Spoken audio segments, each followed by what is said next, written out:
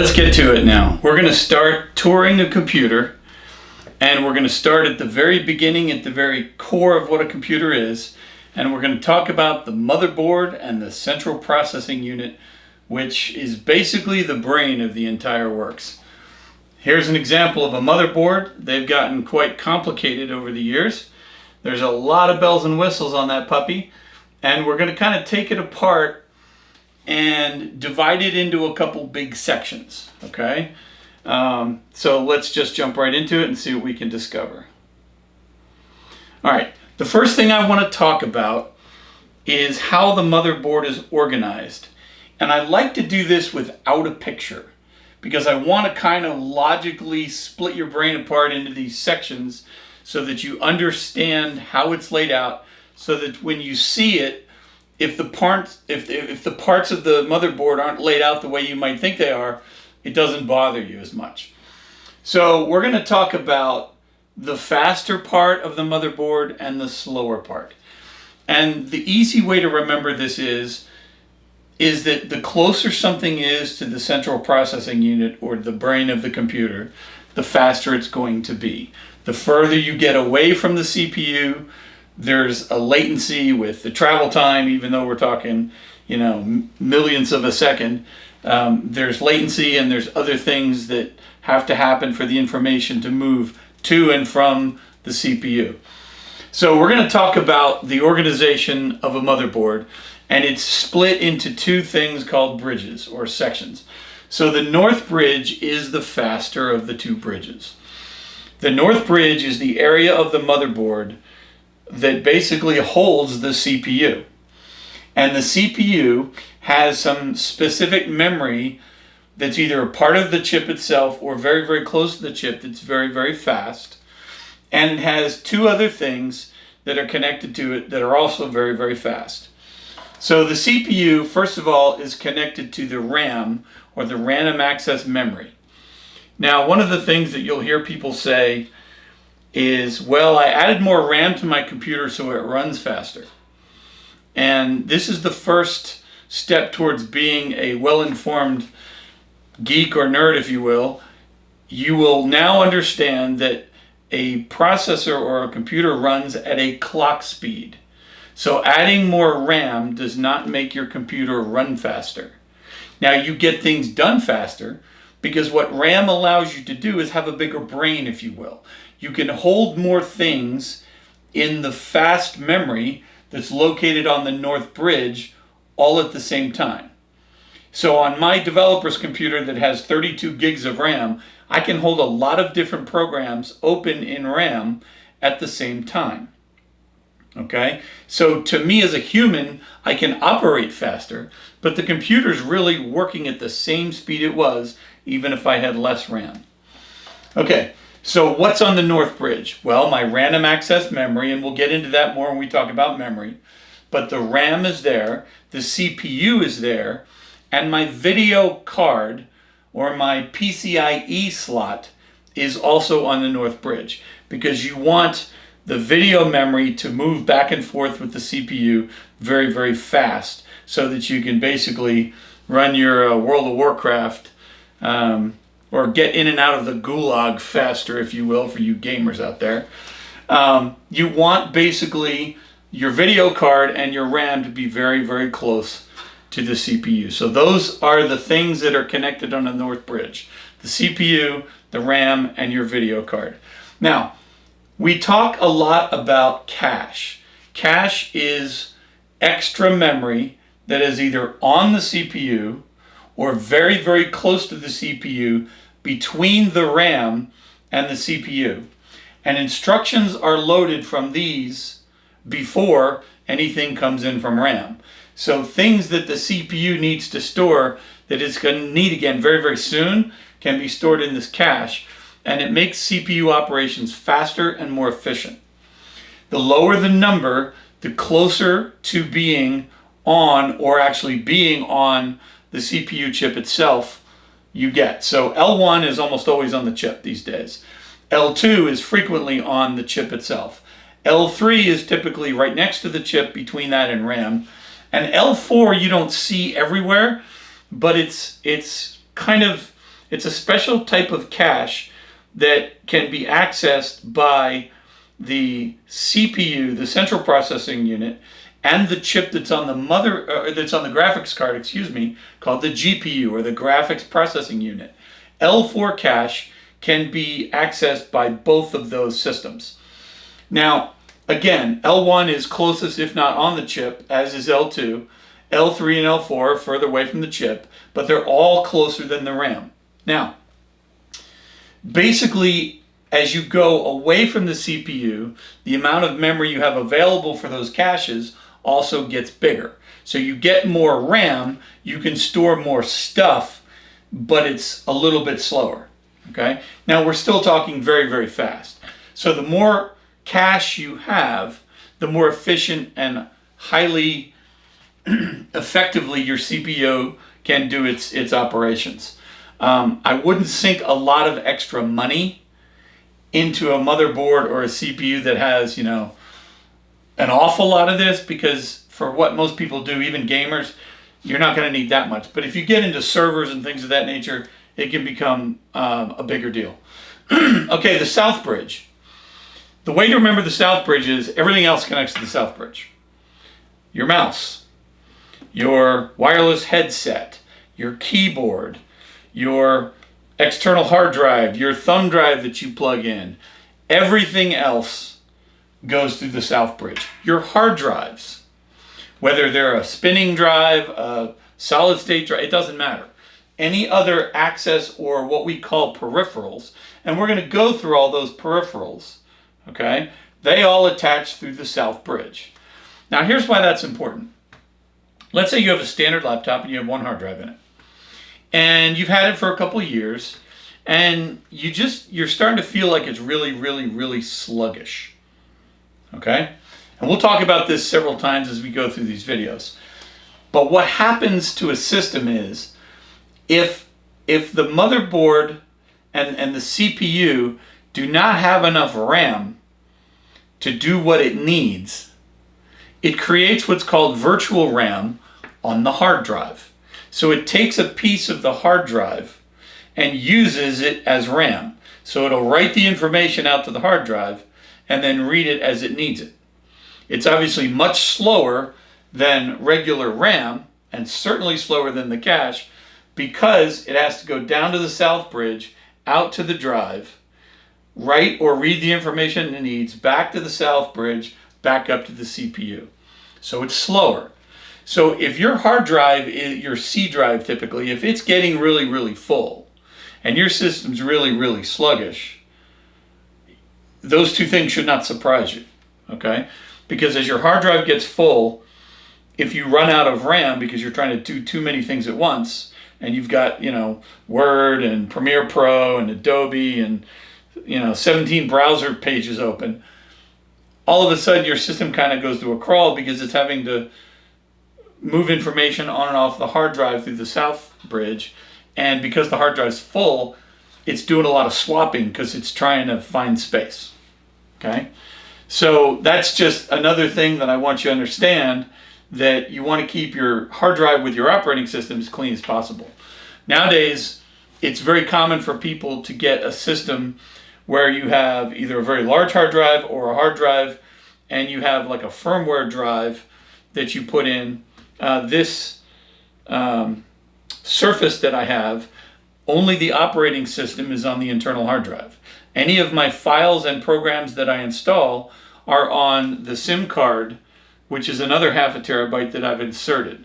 Okay, so, and because it's a SIM card and it's a flash memory drive, it's much faster than the old spinners used to be. I don't really see a difference, but I keep my programs away from the operating system so that the drive that the operating system sits on has a lot of room to play. Okay, so that's just something I want you to think about. Now, also on the motherboard, something I want you to be aware of is your Cmos chip. It stands for Complementary Metal Oxide Semiconductor. If you're in my class, you'll probably see that on a quiz or a test somewhere. The Cmos is powered because this type of memory will lose its memory if it loses power, like RAM and cache. You turn the computer off, what was in those memories goes away. Okay? Unlike the hard drive, where it's stored. Okay, but the Cmos chip will lose power and it can forget what it's doing. So there's a small battery. It's one of those wafer batteries that you can get at Walmart now. And so if you ever turn on an older computer and it doesn't know what date it is, it comes on with 1976 or something, basically the Cmos battery has died. So you go into the motherboard, you carefully make sure there's no power to it, you take the battery out, you swap the battery out, and you can reset the Cmos, because the Cmos, this complementary metal oxide semiconductor chip, holds what used to be called the BIOS, and we're going to talk about that in a minute. Okay, the BIOS traditionally it's called the Basic Input-Output System. That's all BIOS stands for, Basic Input-Output System. And it is the first program that your computer runs when you turn it on. So, to make it very simple, you hit the power switch, and all of a sudden power comes to the Cmos, and your BIOS kicks in, and it loads that program into memory, and it says, hey, CPU, good morning, you're a computer. By the way, your RAM is over here, your hard drive's over here. We're going to go get the kernel of your operating system and load it into memory so you know what's going on there. You got a mouse over here, you got a keyboard over here. Here's your sound card, here's your video card, rock and roll. Okay? The BIOS is stored in the firmware of the computer. Okay? And we're going to talk about the types of memory, but it's firmware, it's flash memory, so that it can now these days be updated. That didn't used to be the situation in motherboards, and we'll talk about that when we go through the history of this stuff. But BIOS helps the CPU start up. That's basically what it does. Okay? And then it will bootload the core or the kernel of the operating system. Now, once the operating system's kernel is up and has kind of taken over, if you will, it will then load all of the rest of the operating system the way you've configured it. So when you turn on your computer, the first thing that loads is the BIOS, which kind of tells the computer what's what. And then it goes and gets the kernel and says, here's your operating system. And this, by the way, if you have a dual boot computer, is where the system in the BIOS says, okay, we have 2 operating systems we could load, or more. Hey, user, which one do you want? And you have to hit, give me Windows, give me Linux, whatever. And then it will go, okay, we'll load this kernel. And then you continue from there. Okay, for you power users. All right. This is what it has traditionally been known as, the BIOS. Unfortunately, BIOS was subject to some pretty nasty viruses. And so they have a new standard called UEFI, which stands for the Unified Extensible Firmware Interface. Okay? And that seeks to solve some of the weaknesses of the BIOS, particularly with regard to security and some of the viral attacks. Okay? So your UEFI, any of your modern computers from really an i5 out are going to have a UEFI system. It's a good standard that has simplified. BIOSes used to be very, very different and very motherboard dependent. And like everything in computer science, as things become more and more of a utility that everybody wants to use, and we have now cross-compiling languages and ways to target different processors, the operating systems need to be very much more interoperable. The days of proprietarism are kind of waning. People will argue that, but the bottom line is UEFI is a new standard, and it's a good one. It's a lot more secure, and if people implement it correctly, you get a lot more performance, and you can do more because your basic underlying startup program has more capabilities. Okay? And that's really as far as we need to know there. Now, the other point I kind of want to make at this point in the course is look at the progression of size over time. Okay? This is a standard ATX motherboard. That's a micro, that's a mini, that's a nano, and now I've got picos. And I just got in the mail the other day a brand new Raspberry Pi 4, and I'm going to show you a picture of this in a second. But these little puppies can now have 4 gigs of RAM. 8 gigs of RAM. These things have 8 gigs of RAM in them now. And what used to be the Raspbian operating system is now the Raspberry Pi OS, if I have it correct. And it's a full operating system in and of itself. So there's a little bit of a generational shift when you get to the Raspberry Pi 4s. But this thing is basically the size of a credit card. And it is now as powerful as some of the laptops you would buy at Walmart. Okay, it's basically an 8 gig laptop.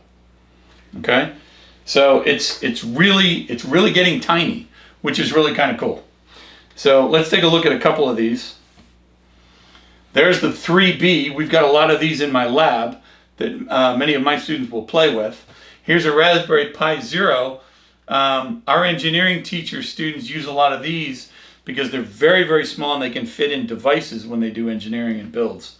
So both of those are very, very capable devices. And like I said, the 4, which is right here, is brand new. And it actually has support for 2 monitors. I mean, these things are becoming almost as powerful as a desktop these days. It's really kind of cool. And yeah, 8 gigs of RAM. Okay, I want to take just a minute and show you how far we've come since when I was in high school. And yes, I know I'm old, but I'm not that old. And so I want to show you, when I was in high school, these were the bad boys on the block. This was an 8-bit processor. This is a CPU, okay, and it was called the 8088. This you could find in basically the IBM PC. They had them in my first computer, which was a TRS-80 Model 1, and they had them in the Apple IIe color system. And my first assembly language programming was on an Intel 8088. It had a width, if you will, of 8 bits. So it could take 1 byte of information into the register for the CPU at a time. Then, about the time I was stationed in my first sea duty in Sigonella, Sicily, they came out with the 286. And the 286 was heralded at the time for being a 16-bit processor, okay? It could take an entire word instruction at a time.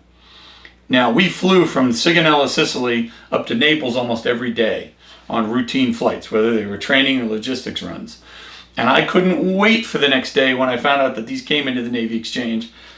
I grabbed one of the first 286s they had, and I had the fastest thing on the block when I got back to Sicily.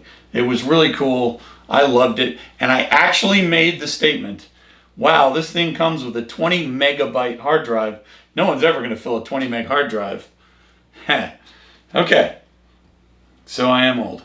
Then they came out with the 386, and you notice this is doubling, right? Every chip. So the 32-bit processor, this thing screamed. And we were up to Windows 3 and 3.1 and 3.11, which fixed a lot of 3.1. And this was a really good chip. This was kind of a standard for a while, but of course Intel was not going to leave well enough alone.